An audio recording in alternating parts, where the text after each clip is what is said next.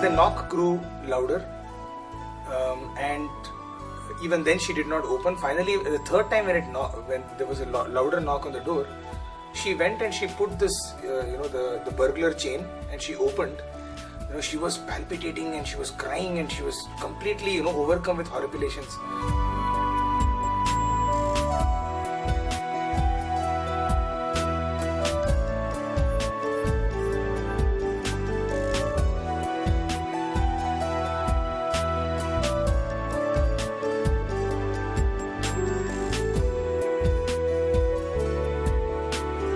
So this is one beautiful experience that happened very early in my life. In fact, I was so small at that time that I don't even recollect the entire experience the way it happened.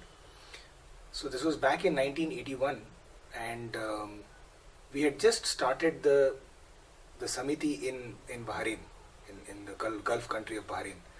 There were just about 5 or 6 people who would sit and do bhajans. My parents would be 2 amongst them. And there was this gentleman, his name is Mr. Dwarakanath. He continues to be there, in fact, in Bangalore. And in his house, the bhajans used to happen. Now, the peculiar thing about Mr. Dwarakanath was that he was a Vaishnavite. And pretty staunch Vaishnavite in that sense. And Swami is considered to be Shiva Shakti Swarupa, right? So when his mother-in-law had come to for a visit to Bahrain, she was shocked that her son-in-law is following a supposedly Shaivite kind of this thing with vibhuti and all of that, and she was kind of totally taken aback, and she refused to participate in any of the bhajan activities. So much so that she would be locked in her room inside the inner bedroom when bhajans would be going on outside. So this is a beautiful experience which happened during this time. One night, there was nobody at home, Mr. Dwarakanath and his family, and they all had gone out. Only the mother-in-law was at home along with Mr. Dwarakanath's son. And at about 8:30 in the evening, there was a knock on the door. And she would typically not open the door because she's new to Bahrain, she wouldn't know anybody. And there's nobody else at home, so there's no need to open. So she just sat, and the knock grew louder.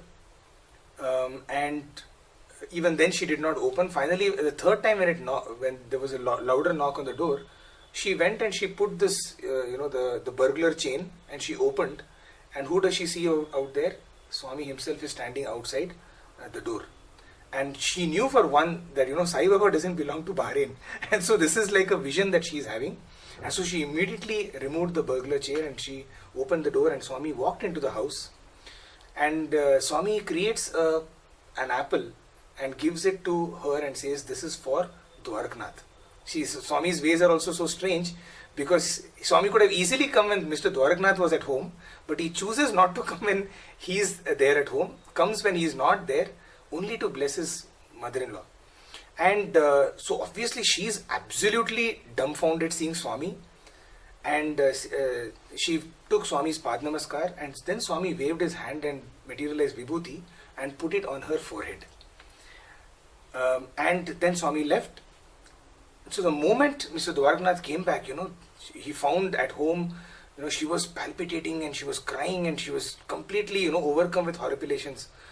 And immediately he called up my father, that my mother-in-law is talking gibberish, some crazy things, and it seems Swami has come and all that. So we all rushed. I remember I've been taken along in the middle of the night, not night, but late evening, 9:30, 10 o'clock. We're landing up at Mr. Dwarakanath's house, and the mother was sitting in the corner and she was crying, and everybody's telling, Amma, don't be so, they were almost kind of accusing her of, falsifying something. So she was trying to explain her heart out that I swear Swami had come, she wanted to. And so she pointed at, she's pointing at her forehead saying that, look at my forehead. Do you think I would ever apply vibhuti? Okay, the strong Vaishnavite that she was.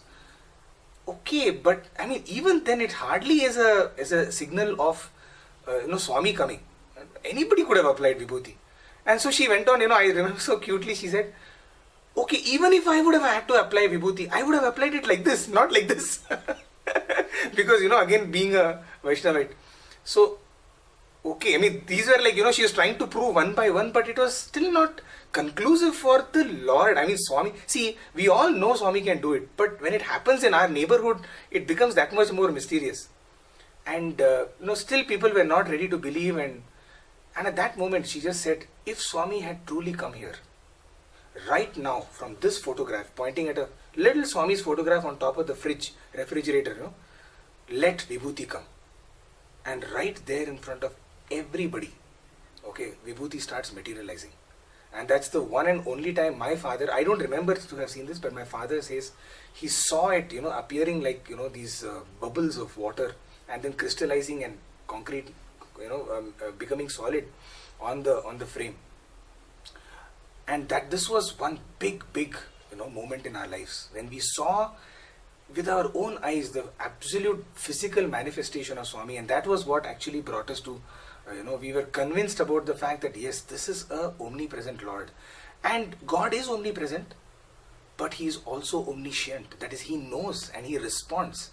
He is not some God sitting up there in the heaven, who will, you throw your prayers to Him and He will He will probably answer them, He may not answer them, etc. This was a God which was absolutely potent, and He was listening to every moment of our lives. And the continuation of the story is that months later, my parents had come to Bahrain. So immediately this particular event had happened, they had written an account of this to Prashant in Nilayam, because in those days, there would be one portion in the Sanatan Sarthi of miracles, of Swami's materializations in different parts of the world. So they had written, about this account of Swami coming in to Bahrain. And so my parents had gone to visit Kasturi Garu, who was the editor-in-chief at that time. And when he came to know that they are from Bahrain, he immediately said, yeah, I've got, this account. So tell me, I want to listen from you directly. This is fine, this is written stuff. But so my parents had an opportunity to tell Kasturi Garu their, perspective of this whole thing. And then they were like, they were expecting that, within the next few months it will come, it will get printed. So when they said, will it get printed? He says, no, see, like this, so many things happen, but everything doesn't get printed. We have to get it approved by Swami. Only when Swami approves it. So that again, cast a little bit of shadow over this whole thing, whether did it really happen, Swami is not approving it, etc., etc. And in March 1983, there is the last article of Sanatan Sarthi is Swami in Bahrain. And that kind of clinched the deal that yes, this was something that really happened.